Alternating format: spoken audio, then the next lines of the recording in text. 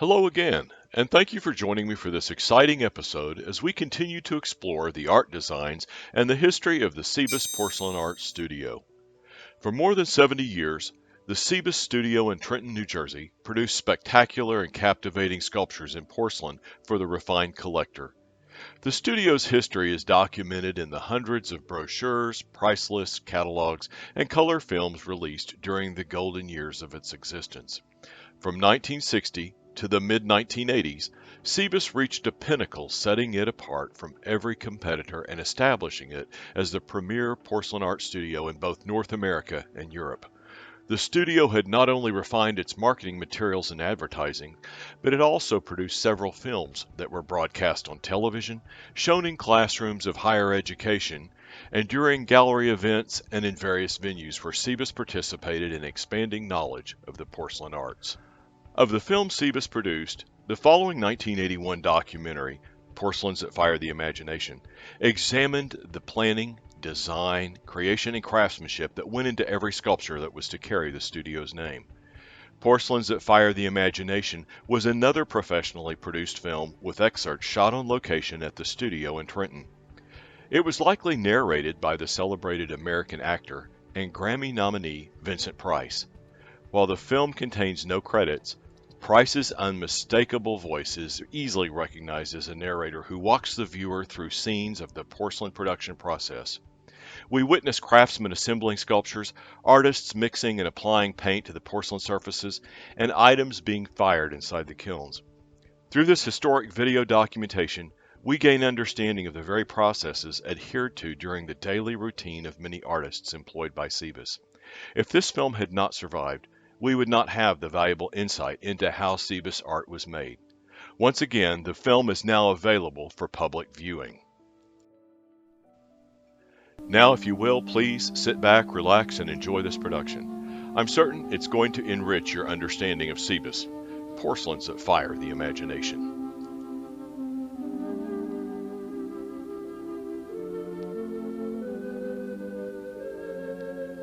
Porcelain. Even the sound of the word is special, evoking visions of exotic places and mystery. What is it about porcelain which has fired man's imagination for centuries? Why is porcelain, and especially Cybis porcelain, treasured by people of all ages who share one common interest, the appreciation of beauty? Porcelain is not like other types of ceramics. It is distinguished by its fine texture, purity, resonance, and translucency.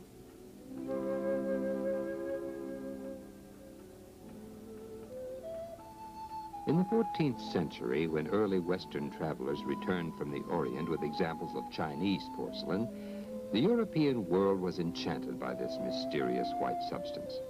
In fact, it was one of those early explorers who gave porcelain its name. Marco Polo, fascinated by its purity, named it Porcellano, after the smooth, shiny seashells found along the shores of the Mediterranean. Just how porcelain was created was a secret closely guarded by the Chinese.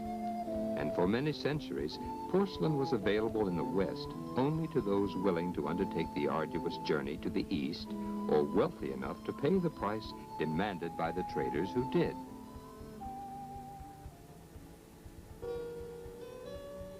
The discovery of the secret of porcelain's creation in the West may be attributed in part to a nobleman, Augustus the Strong, King of Poland and Elector of Saxony, whose love of porcelain was so great that he erected a special palace to house his extensive collection of Oriental porcelains.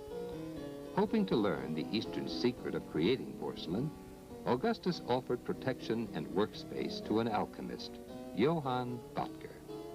In 1709, Böttger discovered that the Chinese secret was combining several types of clay with a special one called kaolin, and firing the results at extremely high temperatures. Thus began the great porcelain studios at Meissen, whose creations today are in major collections throughout the world. It was in this Central European area that Boleslaw Cybis, founder of the Cybis studio, spent most of his youth. A professor at the Academy of Fine Arts in Warsaw, Cybis's art was renowned on both sides of the Atlantic during the early part of the 20th century.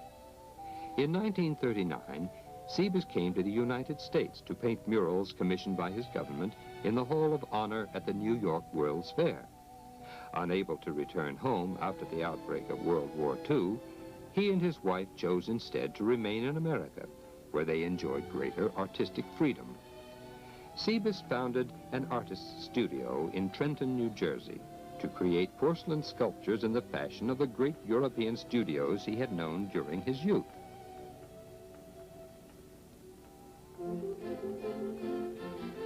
Today at the Cybis studio, the techniques employed by the artists are virtually unchanged from the methods practiced in those early European studios. The creation of each Cybis sculpture is the result of weeks or even months of painstaking effort after years of research and study. The first step in the creation of any porcelain sculpture is, of course, the design or the fantasy in the mind of the artist. The Cybis studio centers on a garden, which serves as a study area for the artists who take their inspiration from the world around them. After extensive research and sketching, a working model of the artist's drawing is sculpted in a clay-like substance called plastoline. This model is then dissected into various segments from which a waste mold is made by pouring plaster around each part. The waste mold is only used for casting a plaster model of each sculpture segment. From this model, a block mold is cast. Using the block, or negative, a case, or positive, of the original sculpture segment is created from a very hard substance called hydrostone.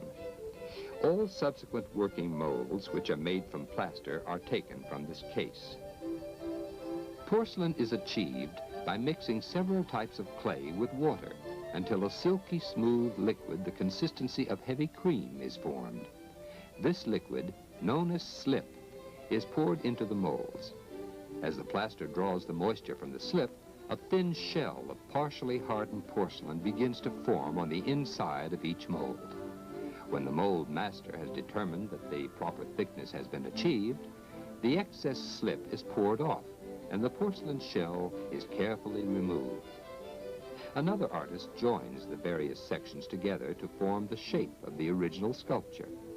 The artist must work quickly since the porcelain clay begins to dry when exposed to air, making the sculpture as delicate as a pie crust. The mold only forms the basic shape of each sculpture.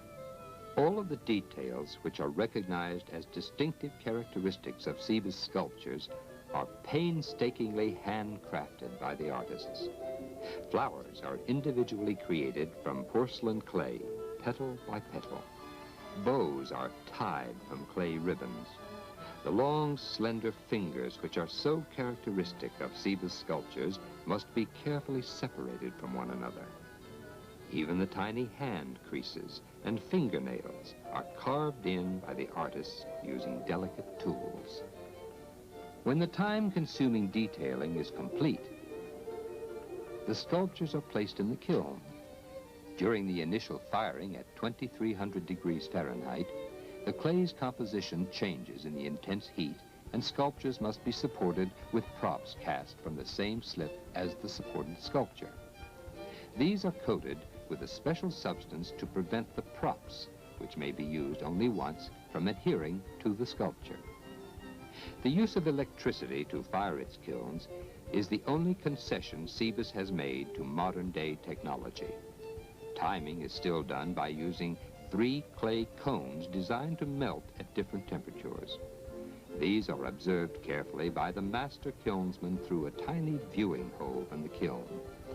As the final one begins to melt, the kiln is turned off. Because the kiln's heat causes the water in the clay to vaporize, the size of each sculpture is reduced during firing. Additionally, tremendous pressure forms inside each sculpture. To allow this to escape, ventilation holes are strategically placed in each figure.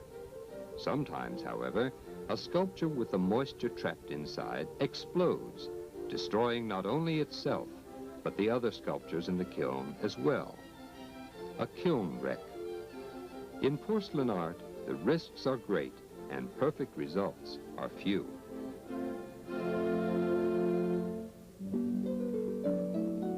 One of the special aspects of porcelain art is the way it combines color with three-dimensionality. Cybis artists decorate each fired sculpture with paints which they mix themselves. Ground minerals are combined with oil. For example, iron is used for certain shades of red. Cobalt is one source of blue. Copper results in green. The shading on the sculptures will vary according to the proportions of each ingredient used by the artist and the firing temperature. Therefore, no two Cybis sculptures are ever alike. At Cybis, the emphasis is on the translucency of the porcelain, and color is used to highlight its pristine purity. After the various colors are applied, the sculpture must be refired at temperatures which differ according to the mineral used, so that each sculpture goes through a series of firings. The final one is always for gold, which, incidentally, is 24-karat liquid gold. After the careful and slow cooling of the kiln, each sculpture is inspected thoroughly. Anything which is imperfect is destroyed. If the sculpture is found to meet the stringent artistic standards of the Cybis studio, it receives the distinctive Cybis signature, the studio's hallmark, honoring the name of its founder. Because of the difficult techniques involved, the quantity created of certain sculptures may be restricted. Sculptures in such a limited edition are individually numbered for authenticity, a practice pioneered in porcelain art by Cybis. When the declared limit is complete, the designs for the sculpture are destroyed.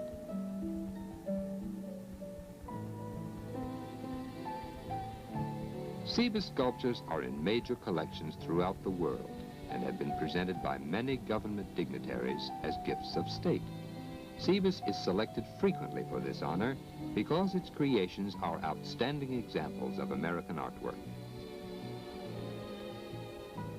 Besides official collections, Cybis sculptures are also found in private homes everywhere. Unlike the porcelains of a bygone era, which were available to a select few, Cybis sculptures are attainable by nearly everyone.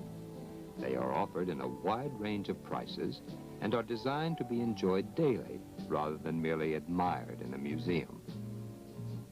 Sculptures created by Cybis portray a variety of themes ranging from the world of nature to children, fantasy, the circus, elegant historical figures, and the North American Indians. To many collectors, porcelain art is attractive because of the possibility of increased valuation. While it is true that porcelain art has increased dramatically in value over the years, the Cybis studio always recommends that a prospective collector ask the question, would I want to live with this sculpture? Then it becomes an added bonus if, like many works of art, porcelain increases in value. Porcelain sculpture has fascinated people of taste and elegance for centuries. Once reserved for the wealthy and museum collections, today porcelain art, and especially Cybis porcelain art, may be enjoyed by everyone who appreciates the beauty and fantasy which are the world of Cybis. To learn more about America's oldest existing art porcelain studio, consult our catalogs. Your passport to the enchanted world of Cybis. Porcelains that fire the imagination. I trust this film presented new information you found enjoyable and that it increased your understanding and appreciation of the porcelain arts. If you haven't already done so, please subscribe to this channel to receive notifications when future videos are released. I invite you to watch the entire series on this channel, and I look forward to sharing more with you in the future as we continue to explore the enchanting world of Cybis.